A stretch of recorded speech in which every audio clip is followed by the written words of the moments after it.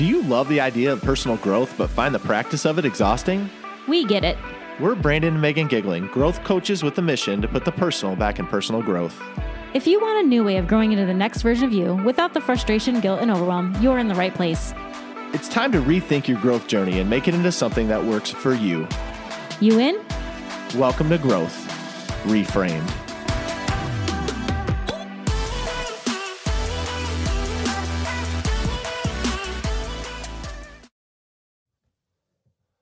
Hey y'all, welcome back to another episode of Growth Reframed. We are so pumped that you're here. Last week we talked all about something that Meg has near and dear to her heart, being a perfectionist, being a type A perfectionist. And so if you didn't listen to last week, go ahead and give it a listen. This week we're going to be talking all about toxic beliefs. And there's a number of them that we've put here, but I think we could have gone on all day. I think a lot of us let these toxic beliefs and things in our mind that maybe we're aware of or maybe we're unaware of control the narrative of our life and kind of help tell our story, even though a lot of them are complete crap. I mean, there's so many things. As we were trying to come up with a list, and me and you had a long conversation about it, and we've had many conversations about it, let's be honest, that it was hard to put them together. So I think we'll probably end up splitting this into 2 episodes because we have so many that I think are important that I think will really be poking people right in their heart today. I agree.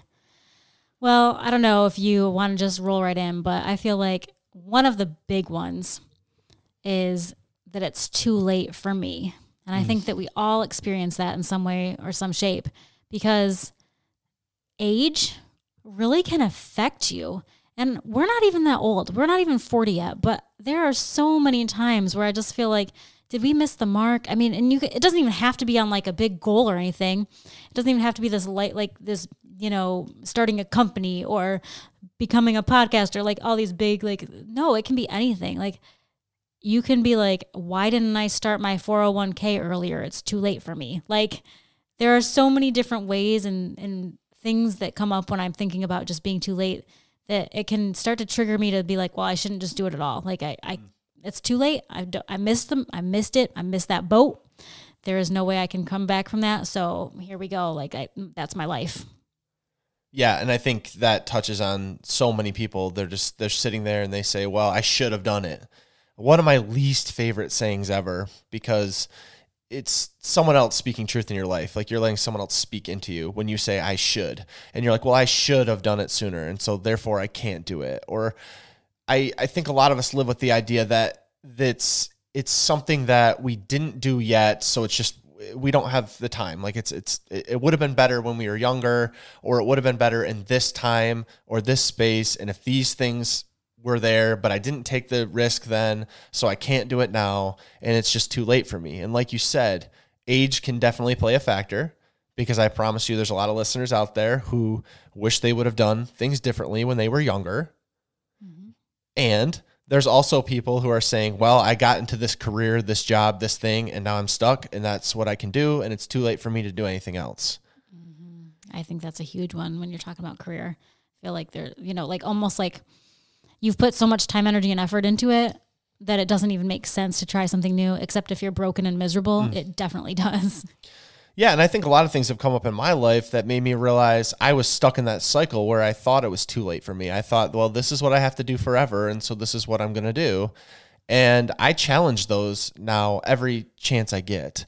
Like you said, I mean, like this podcast was one of the things. Like 4 years ago, we were just like, we just want to do it, and we did it.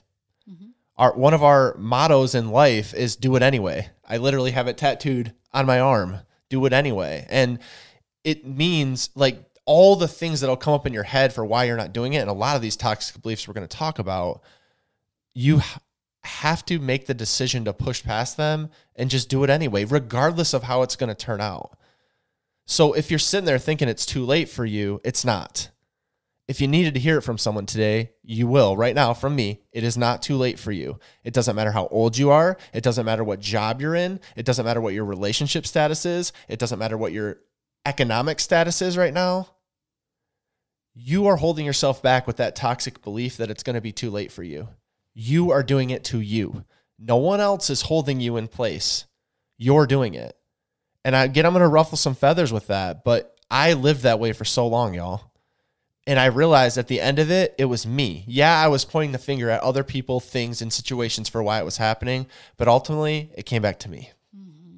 I think another one is just that vulnerability is a weakness. And I honestly, okay, so as much as like it took me so long to get here, I now believe the complete opposite. I believe that vulnerability is like a superpower. Like I think that if you are able to be vulnerable, it's not a weakness at all. It's actually a huge strength and a huge benefit to your life because it will improve everything around you. Everything. Your personal relationships, your interior, your internal relationship with yourself. I think if you are vulnerable, I can't even speak today. If you are vulnerable, you can have that honesty within yourself and with others that will just open you up for such a better life, for such more meaningful things in your life, meaningful relationships, meaningful experiences. That vulnerability has to be there. And if it's not, you're missing out. You're missing out. It's not a weakness to be vulnerable. It's actually showing your human side. And it's a beautiful thing. Yeah. I mean, and I think just for me, I mean, as a man, it's very difficult to be vulnerable because to be honest, most other men are not vulnerable. Like they think it's a weakness. They're trying to puff their chest out, be brave, show that they can handle everything. And y'all, I lived that life for a long time and it left me broken, depressed, and anxious and in the bottom of a well. Like I don't want to be living that way. I don't want to not be open and vulnerable. And me and you were just having a discussion recently. We were listening to another podcast and they were talking about emotions and they were talking about joy and they were talking about sadness. And as I reflected on that, I thought, and I brought to you, like, why when you start to cry, why are you like, I'm so sorry. I'm so sorry. I'm crying right now. You know, I apologize. And you try to stop yourself. Why? Why don't you let that emotion come out? Like you said, that's how you get real connection. That's how you get real intimacy. That's how you get real, true friendship. That's how you get real community in a tribe, by being vulnerable, by being open, by being real.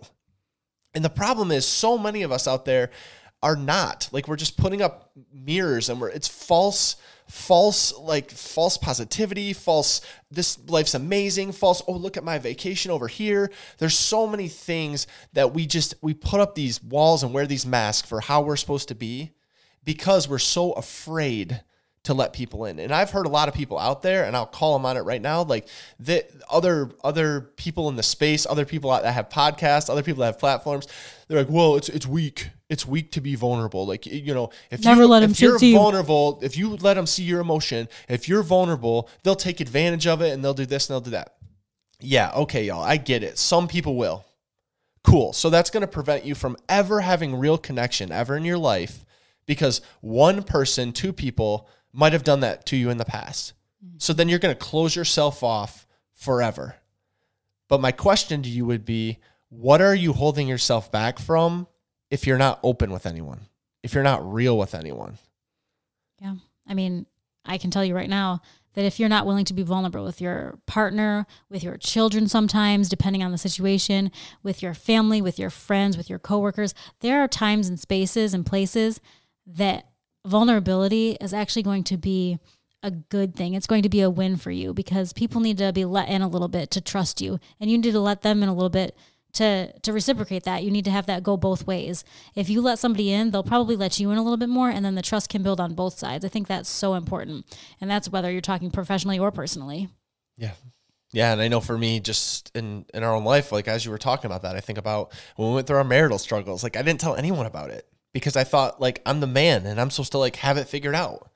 And so I didn't tell anyone. And it's not like it would have changed the situation, but it might have spoke some more truth and gave me some more feedback and not had me carry the load all by myself. I think that's the most important piece of this. You're carrying the load all by yourself if you're just pressing it down, because what you press down will always eventually come to the surface. And so why not be open with it now and get some support from people around you to help you through that. And it kind of leads in right into our next toxic belief, which you should never be sad. You should always be happy. And I don't know about y'all, but I've dealt with this for a long time. I thought everything in life was supposed to be happy. I get life has challenges. I get life's hard, but I thought the ultimate goal always was to be happy. If I was just happy all the time. But I hope you guys hear how unrealistic that is and why it is a toxic belief. Because if you sit there and believe that you're always supposed to be happy, that everything is always supposed to be smooth, that life is not supposed to be a challenge, that there won't be things that bring you down a peg, you're setting yourself up for failure. Life cannot be happy all the time. And if you think it's about to be, you're going to be very depressed most of the time because you cannot live up to that standard. Like, you cannot live up to that standard. There are going to be hard things. There are going to be things that make you sad, and that's okay. You need to feel that sadness to enjoy when the joy comes, to enjoy that fresh start when it comes, to see the beauty in those moments that will come after those storms. Yes. Yeah, I mean, the darkness of those valleys, like when you come out and you climb out of that valley into the sunlight, what a bigger experience that is than just trying to pretend and make yourself believe that you're happy. And I think so many of us, because we think we have to be happy all the time, we chase happiness. We chase happiness with a job. Well, this one's paying $2 more, so I'm going to go there. Or this isn't working, or this relationship isn't working. We jump from jobs, we jump from relationships, we jump from things. We buy things. We try to do anything we can to make ourselves feel that high of being happy because we think we're supposed to be that way all the time. And I don't know if y'all have tried that. It doesn't work because eventually that high wears off. And you're right back to where you were. And like you said, Meg, then you're sitting there and you're depressed and you're thinking something's wrong with you because you think everyone else around you is happy, right. Which leads right back to our thing of being vulnerable. Like, if people were more vulnerable and open, you would realize that everyone's not happy all the time. Right. It's natural and it's normal to be sad, and you should experience those things pretty regularly. I mean, if I'm honest with myself and with you guys, I can say that there are sad things. Like, even though I live a beautiful, blessed life, there are things that make me sad. And if I don't appreciate those, if I don't lean into those, if I don't express those, then what am I even doing? Then I can't even see when things do get better, when things are exciting and new and fresh and beautiful and good. So I don't know. For me, I think it's okay to be sad and it's okay to not be okay. Right. I mean, the fact is, we have all emotions for a reason. You need to think about that. Why are we focusing in on happiness and thinking that should always be the case? Like, we have an array of emotions for a reason. And like you were just saying, on any given day, I go through all of them. So I don't know about y'all. If you're finding a way to be happy all the time, I'm not really sure how. But maybe you're just living with blinders on and you're forcing the situation and you're jumping from thing to thing to try to find it because you think that's what it's supposed to be. I don't think so. If that's the way you feel, we disagree. I'm sorry. But you have to allow all emotions and to experience things and to experience the happiness. Absolutely. Or experience sadness. My apologies. The next one is that you think you don't deserve more. Ouch, that's a rough one. I think that when you believe that you don't deserve more, you are actually setting yourself up to never have more. I think that what you focus on expands, and I know that's like personal growth 101, but it's true. It's so true. If you don't believe that you deserve more, then you will never have more. You're not going to strive for more. You're not going to naturally accidentally get to more. Whatever more is for you, more anything, more literally anything. You cannot get there if you don't believe deep down that you are worthy of it, that you deserve it, that it can happen for you. Yeah, I think a lot of times with this, we feel bad, at least for me, I feel bad for wanting more. That's why I keep myself in the place I am, because I'm like, well, I'm already blessed. Mm-hmm. I'm too blessed to be stressed. Like, I already have all this stuff, and I'm already making a decent living, and I'm already have a great family, and I already feel like our relationship's good, and. Right. Is it even okay to want it? So is it okay to want more? Because I feel some level of guilt for even wanting to pursue more because I should just be happy with what I have. That's a great point. But you're allowed to be happy with what you have and still pursue more, still want more, still be worthy of more. Amen, brother. Because I'll be real. I mean, I fight it all the time. Me and you came from a small town with not a lot of people. The opportunities were limited. And in a lot of ways, I challenge my inner voice even now. Those things come up. Mm-hmm. And that's where I start to discount the goals that I want to pursue, the things that I want to do, what I want out of my life. I start to laugh at it. I start to joke about it. I start to get uncomfortable with it because I'm like, that can't be, because that's not what people do. Right. Well, why not? Mm-hmm. Why not? Just because a lot of people don't doesn't mean that you can't. You're allowed to appreciate what you have and still reach for more. And I have to remind myself of this every day. But I think it keeps a lot of us planted right where we are for all eternity and living at the end of our lives with a lot of regret for what we didn't do. And it comes in a challenge of whether you're in the situation like we were, where it's like, well, I already have a lot, so I shouldn't deserve more. And then it comes in the situation of like, I don't have anything and I'm not worthy of anything. That's why I don't have it. And that's the other toxic, scary place you could go. Y'all, you're worthy. You were born worthy. You continue to be worthy, but you have to love yourself and you have to see that for yourself. You have to spend some time in the mirror looking at yourself and give that to yourself, not look for it from other people, things, or jobs, or whatever you fill in the blank for what it is where you're trying to find it. You have to believe it for you in your own heart. Yeah. Another one is the belief that it has to be all or nothing. And I know that several weeks ago at this point, we touched on this in the episode where we were talking about taking baby steps and having a growth rate. But man, this one is just hard to do because for so many of us, we just believe like you have to be all in to do anything. And if you can't be all in, there's no point in starting. And I would argue that there absolutely is a point in starting because any momentum forward is one step closer to that goal, whatever that goal is. It does not have to be all or nothing. It can be at a time that makes sense for you and at a rate that makes sense for you. And you can go as slow or as quick as you need to, depending on what's going on around you and in your life. Yeah, and that's the thing. Like I'm guilty of this all the time because I want to do it all. I want to do it all. I want to get to the mountaintop today. I want to force everything forward. And if I can't do that, then a lot of that is like, well, then I can't pursue it right now. So it prevents me many times in my life. It's prevented me from doing it. Perfect example. I sat there for 9 years doing nothing with my fitness at all. I said I couldn't do it. I believed I had knee surgery years ago. I believed I couldn't do it. I believed in my brain it wasn't possible. I couldn't do it. It wasn't going to happen for me. And then I decided, well, what if it was? And I took one step and then another, and I started running. I ran out to the mailbox and was dying. Then I ran, a little bit further and a little bit further, a little bit further. And eventually I ran a half marathon. The point is, if I would have sat there believing that I couldn't do it at all, then I would have continued to sit there.